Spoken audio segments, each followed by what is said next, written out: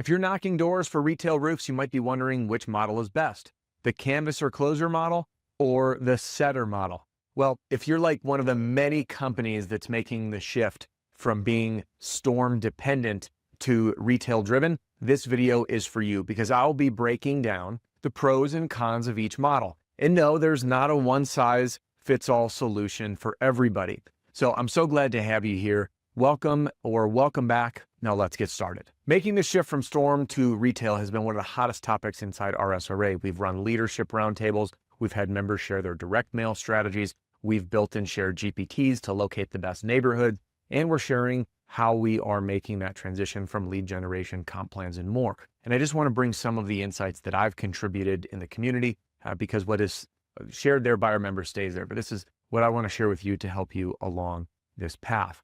Now, traditionally, if you're coming from an environment where your team was canvassers and they were knocking doors for storm damage, doing the inspection and closing sales, there's a few fundamental differences you're going to need to know about as they make that transition to selling retail. Now, let's begin with the pros and cons of each of these models. Now, the pro of the canvasser closer model is very simple. You have less people, you have sales reps who are in full control of what they're doing, and if they're already used to doing this, it's not that difficult to make the shift. Well, I say that in theory, but the reality is the contact rate and close rate is going to be lower than in a storm damage environment, well, because they got to pay for the whole thing. It's just a whole different animal. Now, the advantages of a setter closer model is that your canvasser, your setter, can be out all day setting appointments, because in a canvasser closer model, if they're out canvassing and they get a lead, they're going to be tied up on that lead for the next hour or so, maybe 2 hours. Now, that means they can't be producing more leads. So if it takes them 2 hours to get an appointment and then 2 hours to run an appointment, they might knock the rest of the day and have nothing to show for it, where that setter could be out knocking and generating appointment after appointment to feed the whole team. All right, now let's get into some of the psychology between these two. On the canvasser closer model, you'll notice that canvassing is actually opening. It's funny, people like in the door-to-door space, like, oh, I closed at the door. You didn't close anything. You opened an opportunity. So if we think of the goal of the canvasser is to start the conversation and open up the opportunity for us to get on the roof and then present some solutions to the homeowner. That's actually opening and not closing.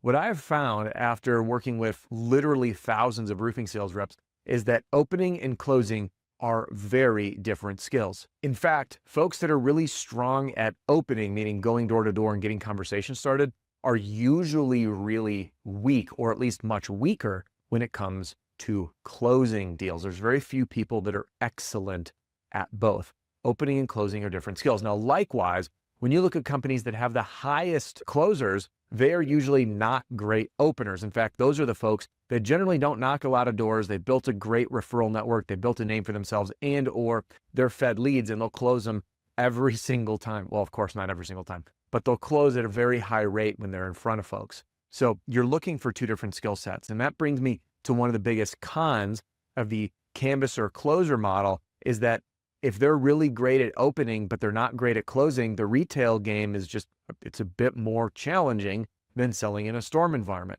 Because in a storm environment, the need is established, there's time pressure to make a decision, and there's another party involved that's paying for at least some of the bill more often than not. And I know that policies are changing and coverage is changing. But if they're great at opening and they're not great at closing, it's tough. Likewise, if they're great at closing, but they're not great at opening, they will often feel very defeated when they're out knocking doors all day with nothing to show for it when they're used to these lay down deals. Now back to the setter model. The setter model can be excellent when you can find canvassers and deploy a team in the right neighborhood to simply generate appointments for the closer to come in behind them. That, in my opinion, is the preferred method. But I want to talk through the cultural shift and why companies really struggle making this transition from knocking for storm work to knocking for retail. See, buying decisions require pulling these three levers. There needs to be problem awareness, brand awareness, and a high need. So think of these as actual levers. When you're knocking in a storm damage environment, many people are knocking in areas where homeowners don't even realize that their roof is damaged, with the rare exception of monster hail or being at ground zero. Folks will often think that their roof is fine or they don't need to do anything about it. So the problem awareness is very, very low. Next is the need. Usually when people show up and we're canvassing, people have no idea that they need a new roof because they were not aware of the problem. And then there's the component of brand, meaning you, who you are. Well, when you're knocking for storm damage roofs, it doesn't matter if you have any brand authority or brand recognition. Of course, it's easier if you do. When I say it doesn't matter, my point is you can overcome that. But then the sales presentation has so much emphasis and energy around the problem itself, creating the need, and then showing that the brand is good enough in a way for the homeowner to choose you. But if we flip to the other side and we look at this from a retail perspective, we see that if a lead comes into the office, as an example, the homeowner has a high awareness of the problem. That lever is just cranked. They know they need a roof because otherwise they wouldn't have jumped on the internet and found you or called you due to a direct mail letter or the call center or a referral from a friend or seeing you in the neighborhood. And then there's the brand. Now, according to Marcus Sheridan, nearly 80% of the buying decision has been made before the person picks up the phone to even call you. So when that happens, they've already said, okay, I've vetted these companies and this person is good enough for me. So again, the problem, they're aware, the need is high, and they're familiar with your brand. You can see how these canvassing leads and what people are more used to in the storm environment versus retail environment leads are so much different from a psychology perspective on where the homeowner is at. So your sales reps that are great in the storm environment often struggle in a retail environment because of how the sale is conducted. Again, there's so much more time spent in these areas in storm versus these other areas in retail. So when we are working with our teams, the reason I said there's no one size fits all, there are storm companies that only have leads coming into the office. So it's going to be very difficult if you have someone who is traditionally a closer, who has set appointments and they are used to just showing up and running an appointment. And that's their skill set, by the way, is just closing deals. If you try to take that closer and put them in an opener position, be like, all right, listen, things are tough right now. You got to go start knocking. They often struggle really hard because it's not their skill set. And they're now having to take this way of selling with a problem that people are already aware of, like no one calls up if they don't have a problem with the roof, a high need to get it replaced in brand awareness, and they have to shift to this other model. They usually struggle.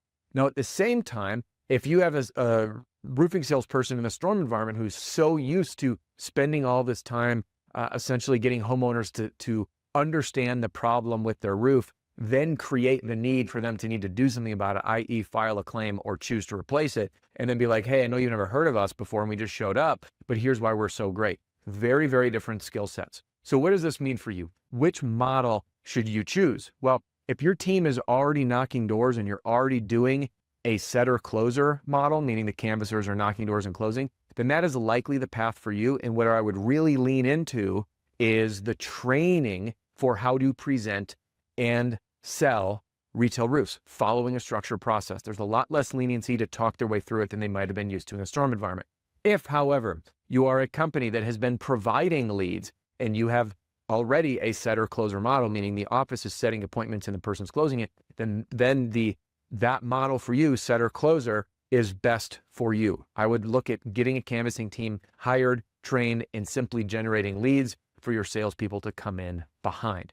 So drop in the comments which one is best for you, or if you have any questions, I'll do my best to answer them there. And if you want help making this transition from storm to retail, like how Chris, one of our members, went from almost entirely storm work to nearly all retail work in just one season, then click the link in the description or go to rsra.org/join to learn more.